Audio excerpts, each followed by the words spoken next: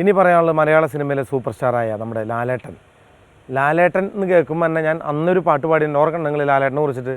മോഹൻലാല high മോഹൻലാല മലയാള സിനിമയുടെ super സ്റ്റാറാ, ഇടത് തോൾ ചരിച്ചു വെച്ച് ഹിപ്പ് മുടി നീട്ടി വെച്ച് ഫാസിലിൻ്റെ ചിത്രത്തിൽ വന്ന ലാല, ഉടുമുണ്ടുരിഞ്ഞു വെച്ച് മുട്ടനാടി ചോരമോന്തി ആടുതോമയായി എന്നും നിന്ന ലാല, ഭരതനാട്യ ചോട് വെച്ച് കഥകളിയുടെ മുദ്ര കാട്ടി ഭരതത്തിൽ ഭരത് വാങ്ങി വന്ന ലാല, ആക്ഷൻ എന്ന് കേട്ടിടുമ്പോൾ ഒറ്റ ടേക്കിൽ ഓക്കെയാക്കും മോഹൻലാല.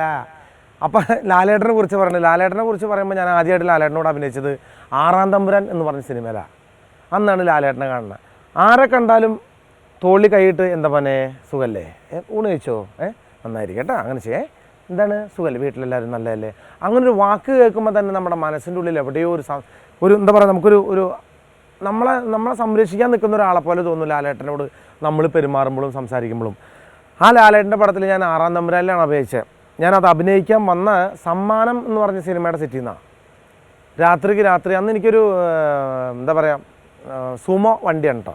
അപ്പോൾ ആ സുമോ വണ്ടിയിൽ സ്റ്റൗ ഉണ്ട്, എല്ലാ സൗകര്യങ്ങളുണ്ട്, പാത്രം സാധനങ്ങളൊക്കെ. കാരണം അന്ന് ചുരുങ്ങിയത് ഒരു മാസം 6 പടത്തിലൊക്കെ അഭിനയിച്ചുകൊണ്ട് നടക്കുന്ന സമയം, ഞാൻ 6-7 പടം കണ്ടിന്യൂസ് ആയിട്ട് നടക്കുക.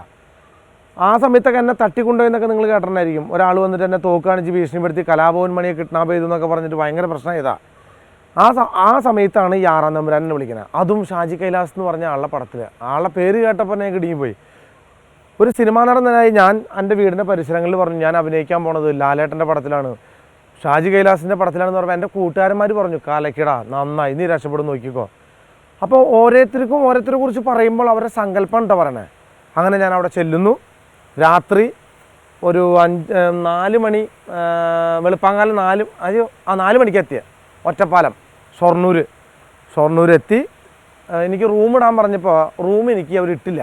ഇടാത്തതുകൊണ്ടല്ല, എനിക്ക് ഇട്ട റൂമിൽ വേറെ ആരോ കയറി കിടക്കുക. ഞാൻ പോയി നോക്കിയപ്പോൾ കുറേ ആൾക്കാർ കിടക്കുന്നുണ്ട്. എൻ്റെ ഡ്രൈവറുണ്ട്, നമ്മുടെ കൂടെയുള്ള അസിസ്റ്റൻറ്റ് പയ്യുണ്ട്.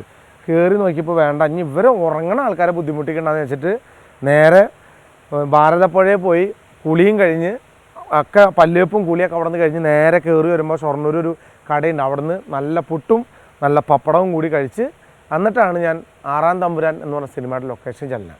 ആ ചെല്ലുമ്പോഴാണ് ലാലേട്ടനെ കാണുന്നത്. കണ്ട വശം പറഞ്ഞ് ആരിത് എന്താണ്, ആളൊരു ചിരിയും ചോദിച്ചു. ചിരി വല്ലാത്ത പാര ഉണ്ടാക്കിയിട്ടുണ്ട്.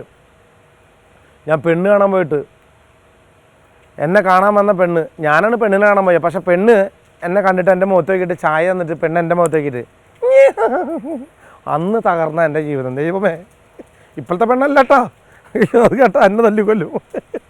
അപ്പോൾ ഈ ചിരിയോട് കൂടിയാണ് ലാലേട്ടൻ എന്നെ കാണുന്നത്. അതിലൊരു ഉഗ്രനായുള്ള സീനുണ്ട്. കാരണം 2-3 സീനുണ്ട്. അതിൽ പറയുന്നുണ്ട്, ഒരു സിഗരറ്റ് ഉണ്ടോ എന്നെ എടുത്തോളൂ, കക്കൂസയിൽ വെച്ചാൽ പ്രയോഗേ എന്താ വെച്ചാൽ അങ്ങനെയാ.